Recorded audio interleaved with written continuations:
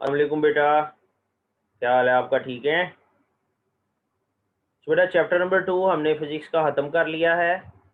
आज हमने chapter number 3 जो है वो स्टार्ट करना है। कल मैंने आपको इसके मेन टॉपिक्स जो है वो मार्क करा दिए थे स्मार्ट सिलेबस वाले।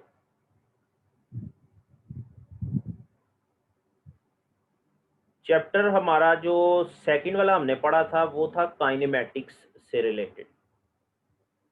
काइनेमैटिक्स के बारे में आप सब लोग जानते हैं। हमने उसमें क्या पढ़ा था कि वो तमाम बॉडीज़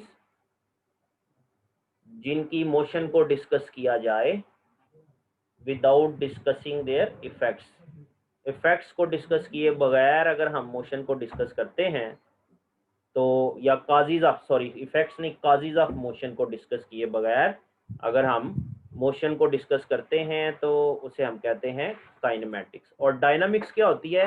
ये भी मैकेनिक्स की सब ब्रांच है जिसमें हम क्या पढ़ते हैं, जिसमें हम पढ़ते हैं कि बॉडी की मोशन और उसके काजेस, मोशन किस वजह से पैदा हो रही है, अगर वो भी साथ हम डिस्कस कर रहे हैं तो इसको हम कहते हैं डायनामिक्स। ठीक है, इसकी डेफिनेशन आप देख लें यहाँ से। ये डेफिनेशन मैं आपको हाईलाइट करके दिखाता हूँ। ये देखें ज़रा, ये डायनामिक्स की डेफिनेशन है। क्या कह रहा है डायनामिक्स में? कहता है the branch of mechanics that deals with the study of motion of an object and causes of its motion is called dynamics. ठीक है जी, कॉजेज को भी इसमें हम डिस्कस करते हैं। जो कुछ बेसिक टर्म्स है मोशन से रिलेटेड जो हमने डिस्कस करनी है, उसमें सबसे पहले है फोर्स। फोर्स क्या होती है?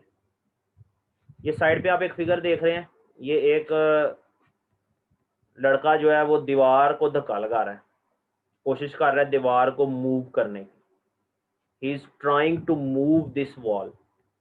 इससे ऊपर देखें तो अफरीदी साहब क्या कर रहे हैं, वो बॉल को हिट कर रहे हैं बैट के साथ। ठीक है। और नीचे वाली फिगर में देखें तो गोलकीपर ने क्या किया है, बॉल को रोका है। ठीक है। और इससे भी ऊपर फिगर नेक्स्ट पिछले पेज में देखें, स्पेशल लड्डू पेठियां वाले। इसमें ये जो ठेला है इसको ये आदमी ने धक्का लगा के तो आगे को मूव करना। तो इन तमाम सिचुएशंस में देखें तो क्या हो रहा है कि बॉडी को मूव करने के लिए, मूविंग बॉडी को रोकने के लिए या रेस्ट में जो बॉडी उसे मूव करने के लिए हमें फोर्स लगानी पड़ रही है। तो फोर्स बेसिकली क्या होती है? फोर्स एक एजेंट है जो क्या करता है, मूव्स और टेंड्स टू मूव, मूव करता है या मूव करने की कोशिश करता है। स्टॉप्स और tends to stop the motion of the body. Body को मूव करे या मूव करने की कोशिश करे, स्टॉप करें या स्टॉप करने की कोशिश करें, तो फिर हम कहते हैं फोर्स अप्लाई हो रही है। The force can also change the direction of the motion. Force की मदद से हम बॉडी की मोशन की डायरेक्शन भी चेंज कर सकते हैं। जैसे शाहिद अफरीदी ने जब बॉल को हिट करना है, बॉल उसकी तरफ जा रही थी तो उसने हिट किया तो वो ऑपोजिट डायरेक्शन में मूव कर रही है। तो फोर्स की वजह से हम बॉल की डायरेक्शन जो है उसको भी, सॉरी, किसी भी बॉडी की, खाली बॉल की नहीं, किसी भी बॉडी की डायरेक्शन को चेंज कर सकते हैं। ठीक है। इसके अलावा फोर्स जो है उससे बॉडी की शेप भी चेंज हो जाती है। ठीक है, ये आपने याद रखना ऑब्जेक्टिव के लिए। फोर्स से हम बॉडी की शेप भी चेंज, जैसे एक एप्पल के ऊपर अगर हम नाइफ चलाते हैं, फोर्स लगा के नाइफ को एप्पल के ऊपर अगर हम प्रेस करते हैं, पुश करते हैं, तो क्या होगा, एप्पल कट जाएगा, उसके पीसीस बन जाएंगे। तो पहले वो राउंड था, अब उसके जो है वो छोटे छोटे पीसीस बन गए। तो फोर्स से हम बॉडी की शेप भी चेंज कर सकते हैं। ठीक है। एग्जांपल्स इसमें जितनी मैंने आपको बताई है ऊपर वाली, उनमें से आप कोई भी लिख सकते हैं। जैसे आप क्या कहेंगे कि goalkeeper stops the ball by using force.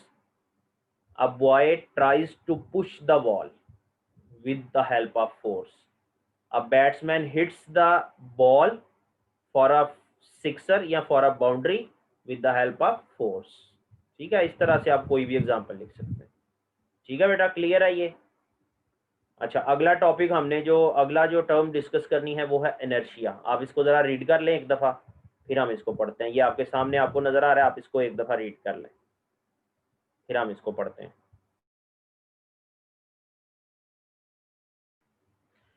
जी बेटा, पढ़ लिया आपने इनर्शिया। इनर्शिया के बारे में हमें बताया था गलीलियो ने। गलीलियो ने क्या बताया कि जो बॉडीज रुकी होती है ना, उनको मूव करने के लिए हमें फोर्स लगानी पड़ती है। जो हल्की बॉडीज हैं उनको कम फोर्स से मूव कर सकते हैं और हैवियर बॉडीज को ज़्यादा फोर्स से मूव कर सकते हैं। वैसे तो ये कॉमन ऑब्जर्वेशन है, लेकिन इसको अगर हम दूसरी तरह से भी देखें कि अगर कोई बॉडी मूव कर रही है तो उसे रोकने के लिए भी फोर्स लगानी पड़ती है। हैवी बॉडी को रोकने के लिए ज़्यादा फोर्स और कम बॉडी को रोकने के लिए कम फोर्स लगानी पड़ती है। ये हमें गलीलियो ने बताया था। तो गलीलियो की इस ऑब्जर्वेशन को न्यूटन ने सामने रखते हुए ये बताया कि इसकी वजह क्यों क्या होती है, फोर्स हमें किसी बॉडी पे क्यों लगानी पड़ती है, इसके बारे में हमें न्यूटन ने बताया। गलीलियो के ऑब्जर्वेशन को सामने रखते हुए क्या बताया न्यूटन ने कि कोई भी बॉडी, दुनिया की कोई भी बॉडी, वो अपनी पोजीशन जो होती है, जिस भी वो पोजीशन में, जिस भी स्टेट में है, रेस्ट में है या मोशन में है, वो बॉडी क्या चाहती है, बॉडी ये चाहती है कि उसकी उस स्टेट को चेंज ना किया जाए, बॉडी उस अब स्टेट में हमेशा रहे। तो जिस प्रॉपर्टी की वजह से बॉडी ये चाहती है, उस प्रॉपर्टी को हम कहते हैं इनर्शिया। ठीक है, मेरी बात आपको समझ आई कि दुनिया की कोई भी बॉडी ये चाहती है कि वो जिस भी स्टेट में है, रेस्ट में है या मोशन में है, वो उसी स्टेट में रहे, उसी स्टेट में रहना पसंद करती है। अगर उस स्टेट को चेंज करेंगे तो वो बॉडी रेजिस्ट करेगी। रेजिस्ट करने से क्या मुराद है कि बॉडी कहेगी मैं नहीं चेंज होना, तो फिर तो चेंज करना पड़ेगा, फोर्स लगानी पड़ेगी।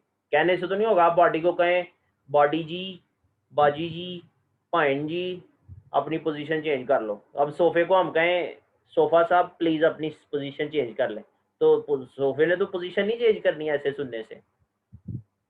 तो कैसे चेंज होगी, हमें उस पर फोर्स लगानी पड़ेगी। जो फोर्स लगाने का मतलब क्या है कि हमने जब फोर्स लगानी है तो सोफा अपनी जिस पोजीशन में है उसी पोजीशन में रहना चाहता है due to inertia.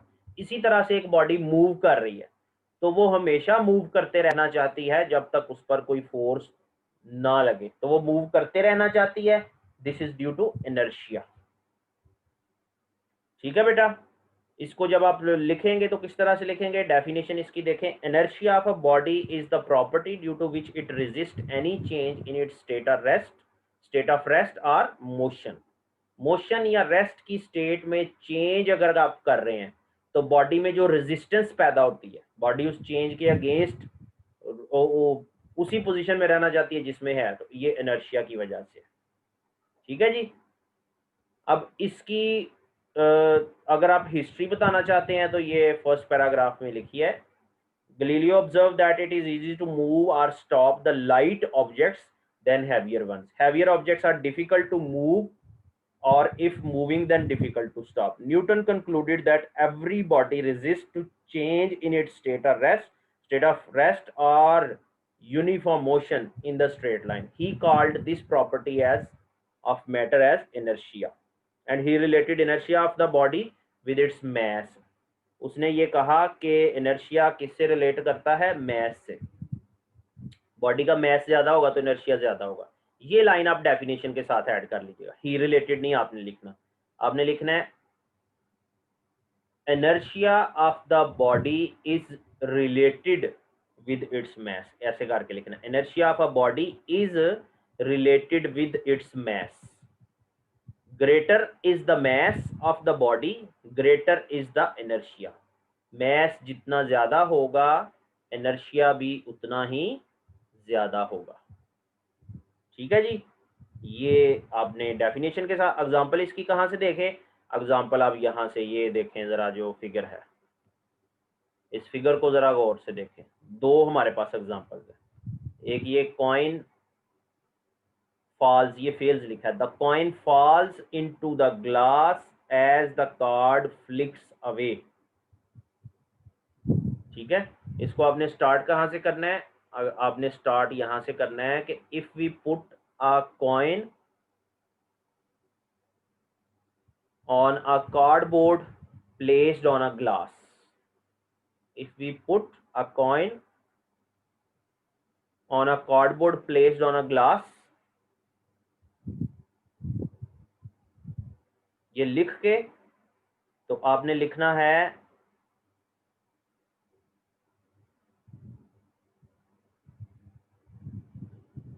when we jerk the cord with the finger the coin falls into the glass, या ये वाला लिख दें, the coin falls into the glass as the cord flicks away, it is due to inertia।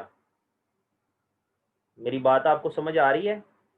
पहले आपने क्या लिखना है, if a coin is placed on a cardboard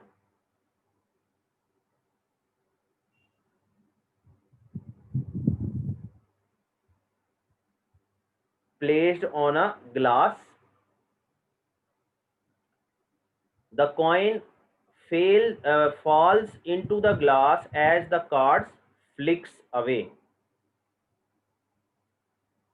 ठीक है जी। इसके बाद दूसरी साथ लिख देना, it is due to inertia. ठीक है जी। ये यहां पे लिखा भी हुआ है, the coin does not move with the cardboard due to inertia. फिर उसके बाद दूसरा एक जो एक्सपेरिमेंट है वो ये है, consider another example, cut a strip of paper, place it on the table, stack few coins on it, its one end as shown in the figure, pull out the paper strip under the coin with a jerk। कहता है जब हम coin के नीचे से ये strip गुजारते हैं तो कॉइन जो है वो अपनी जगह पे रहते हैं, वो मूव नहीं करते। क्यों नहीं करते? Due to inertia. ठीक है। आप इसको कैसे लिखेंगे? आपने ये कंसीडर एग्जांपल वगैरह लिखने की बजाय आपने कहना है यहां से, इफ वी स्टैक, यहां से इफ, यहां से शुरू कीजिएगा, if we stack few coins at one end of a paper strip, if we stack few coins at one end of the paper strip and pull out the paper strip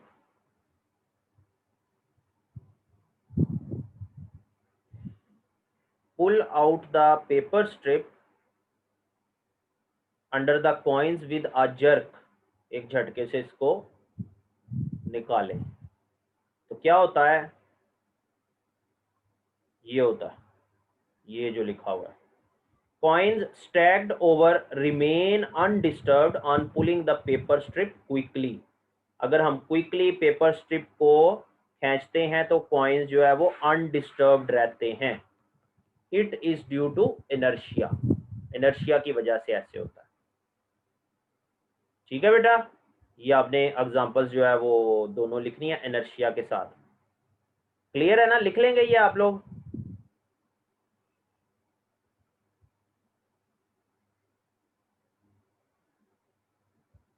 okay, that's fine. Move to the next. Next हमारा जो term है वो है momentum. Momentum क्या होता है? Momentum है किसी बॉडी, जो बॉडी मूव कर रही है ना, उसमें मोशन की क्वांटिटी कितनी है। अगर हमें ये पता चल जाए तो उसे हम कहते हैं मोमेंटम। मोशन की क्वांटिटी मुख्तलिफ बॉडीज में मुख्तलिफ होती है। एक साइकिल मूव कर रही है और एक कार मूव कर रही है, तो आप दोनों में से किसको आसानी से रोक सकते हैं? साइकिल को या कार को? क्या ख्याल है आपका? बड़ा आसान सा इसका जवाब है कि हम साइकिल को आसानी से रोक सकते हैं, कार को हम आसानी से नहीं रोक सकते। वजह क्या है कि कार जो है उसमें क्वांटिटी ऑफ मोशन ज़्यादा है, क्योंकि कार का मैस ज़्यादा है। तो साइकिल का मैस कम है, इसलिए उसमें क्वांटिटी ऑफ मोशन कम है, उसे हम रोक सकते हैं आसानी से।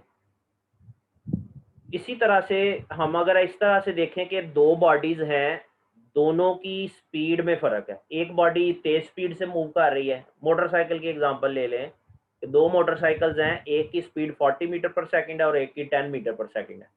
तो आप किसको आसानी से रोक लेंगे? जिसकी स्पीड 10 मीटर पर सेकंड है, वो आसानी से आप उसे रोक सकते हैं एज कंपेयर टू 40 मीटर पर सेकंड वाली स्पीड। वजह क्या है कि क्वांटिटी ऑफ मोशन ज़्यादा होगी अगर बॉडी की स्पीड ज़्यादा होगी। तो दो चीज़ों पे क्वांटिटी ऑफ मोशन डिपेंड कर रही है। बॉडी का मास ज़्यादा है तो क्वांटिटी ऑफ मोशन ज़्यादा है, बॉडी की स्पीड ज़्यादा है तो क्वांटिटी ऑफ मोशन ज़्यादा है। तो मोमेंटम की फिर हम डेफिनेशन कैसे करते हैं? Momentum of a body is the quantity of motion possessed by the body due to its mass and velocity. Mass और वेलोसिटी की वजह से बॉडी में जो मोशन की क्वांटिटी होती है उसे हम कहते हैं मोमेंटम। और फॉर्मूला इसका कैसे देखते हैं? The momentum P the momentum p of a body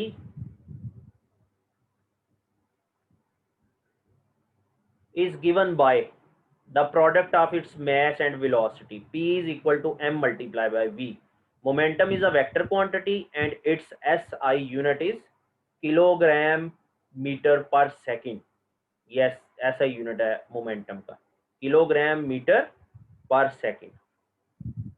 और एग्जांपल अगर आप इसकी देना चाहें तो क्या देंगे एग्जांपल?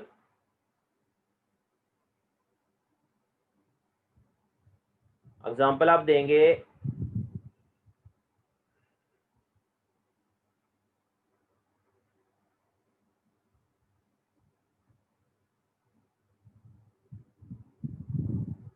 जो मैंने आपको दो एग्जांपल्स दिए हैं वो भी दे सकते हैं, जो यहाँ पे लिखे हैं वो भी दे सकते हैं। The impact of a loaded truck on a body coming its way is very large even if the truck is moving very slowly। कहता है एक ट्रक के रास्ते में कोई बॉडी आ जाए तो उसके ऊपर ट्रक का जो इम्पैक्ट है वो बहुत ज्यादा होगा, चाहे ट्रक स्लो भी चल रहा हो। ठीक है। और दूसरी एग्जांपल ये दे देंगे, a bullet has a very small inertia due to its small mass, but why does its impact is so strong when it is fired। why नहीं लिखना आपने, आपने लिखना है but its impact, why does नहीं लिखना। but its impact is so strong when it is fired from the gun, it is due to its large momentum। इसी तरह ये ट्रक वाली जो एग्जांपल देंगे इसमें भी आपने ये एग्जांपल इतनी लिखने के बाद, स्लोली तक लिखने के बाद आपने लिखना है it is due to its large momentum. ठीक है बेटा, क्लियर है ये तीनों टर्म्स आपको? Inertia, momentum and force. इसमें इनर्शिया का कोई यूनिट नहीं होता, ये आपने याद रखना है, इनर्शिया का कोई यूनिट नहीं है। मास का यूनिट है और मोमेंटम का यूनिट है और फोर्स का भी यूनिट है न्यूटन, फोर्स का यूनिट न्यूटन है। मोमेंटम का भी है किलोग्राम मीटर पर सेकंड, लेकिन इनर्शिया के साथ कोई यूनिट नहीं है। एग्जांपल्स आपने इन सब के साथ देनी है और इन तीनों डेफिनेशंस को आपने याद करना है। कल इंशाल्लाह हम न्यूटन्स लॉज ऑफ मोशन पढ़ेंगे।